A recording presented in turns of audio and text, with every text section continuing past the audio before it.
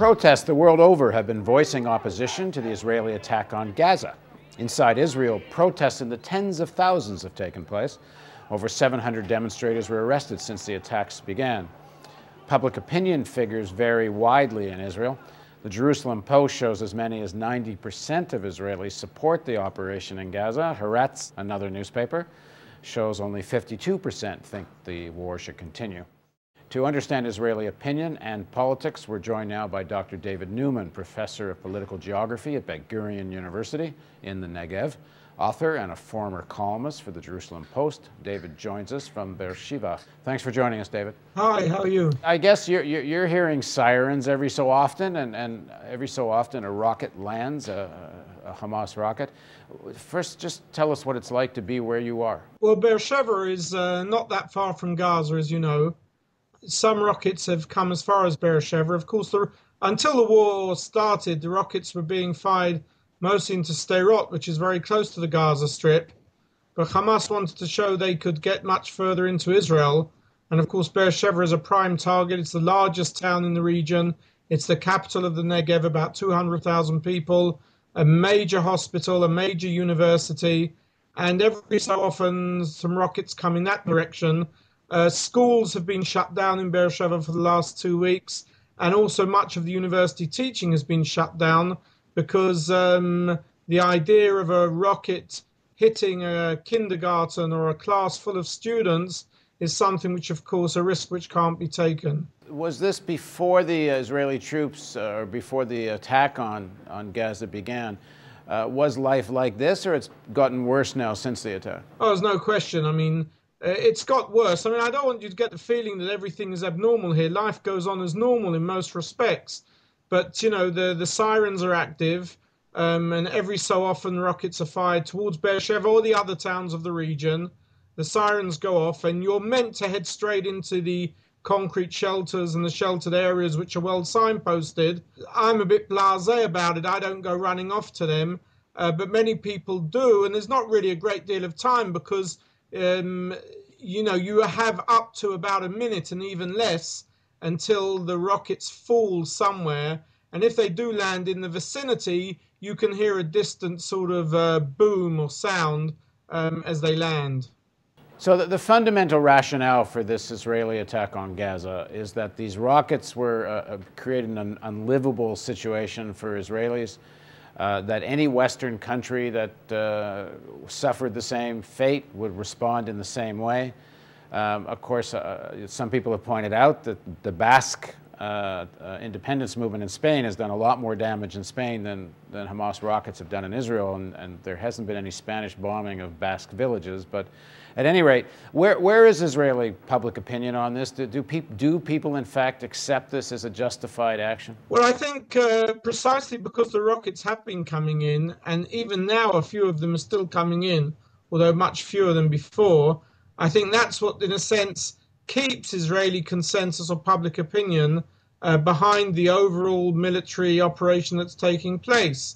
I do think there was a general feeling amongst the Israeli public, and I know you have to be careful not to make sort of 100% generalizations, but, you know, if you were to ask the so-called Mr. Average Israeli in the street over the past few years what he thought about the situation in the south, his or her narrative would be as follows.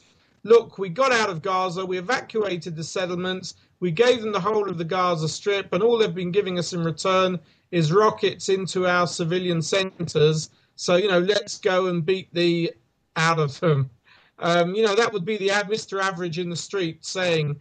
Obviously, not everyone agrees with that position. Many people argue that this should have been talking to Hamas, even though they are a radical organization. They're an Islamic organization. They're not prepared to publicly recognize the legitimacy of the state of Israel. Therefore, Israel won't talk to them under any circumstances. But there are those who say that at the end of the day, there's going to be no choice but to talk to them. We were saying the same things about the PLO 20 years ago. And of course, the PLO have become our allies in the Palestinian Authority. Public opinion in much of the world before the Israeli attack on Gaza, was very well was aware of how unbearable life had gotten in Gaza during the 6 months of the ceasefire and before that. But the fact that medical supplies were not getting through properly, food was not getting through properly, there were United Nations reports on just how bad life had gotten, a kind of blockade of Gaza. Are Israelis aware of the same information as people outside? I think they're aware of it. And again, as I said a minute ago, they tend to say, well, you know, if they weren't sending us rockets, we wouldn't be behaving in this way. The defenses would be open and Palestinians could commute between Gaza and the West Bank, and so on. So that's one response. The other response is to say that, you know, they're not totally aware of what the significance of closing down Gaza is. You know, most of us live in our Israeli cities, and if you live in the metropolitan center of Tel Aviv and Herzliya and all around there, the conflict may be less than an hour away, but that hour away is like the other end of the world. You never go near the Gaza Strip or the West Bank. You certainly don't cross the line into it. You hardly see Palestinians on the Israeli street anymore because they're not allowed into Israel. And so on the one hand, there's a conflict and there are rockets, but if you're not actually experiencing that rocket every day, it's so far away, it just becomes a news item. There's calls in many parts of the world, not in demonstrations, but also anywhere from many officials in the United Nations and other places, that describe what's happening now as something akin to war crimes.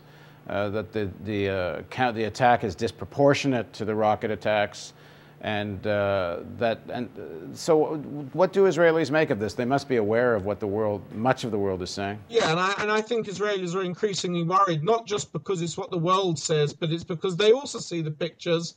And I think most Israelis are not happy with the situation where a missile goes astray. I don't think there's anyone in Israel who feels that the Israeli military purposely look for a school with kids or something like that.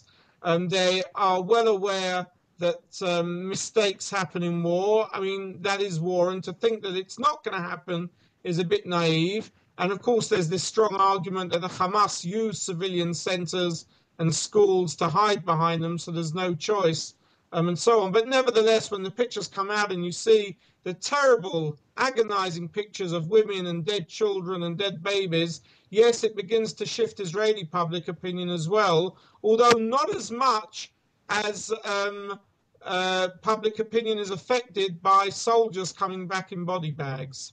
In the next segment of our interview, let's dig into this a little further and kind of compare what certainly Hamas and supporters of the Palestinians say are a set of facts and what Israel says is a set of facts, because the two narratives couldn't be more opposed to each other. Please join us for the second part of our interview with David Newman.